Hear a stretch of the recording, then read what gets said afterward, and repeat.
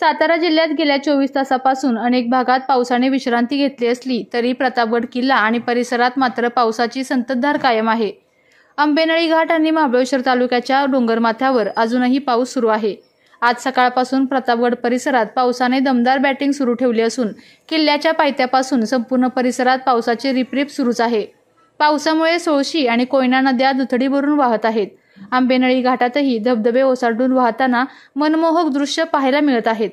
हवामान खात्याकडून पुढील 24 तास पावसाचा इशारा कायम असून नागरिकांनी सुरक्षितेच्या दृष्टीने आवश्यक ती काळजी घ्यावी असं आवाहन करण्यात आलं आहे।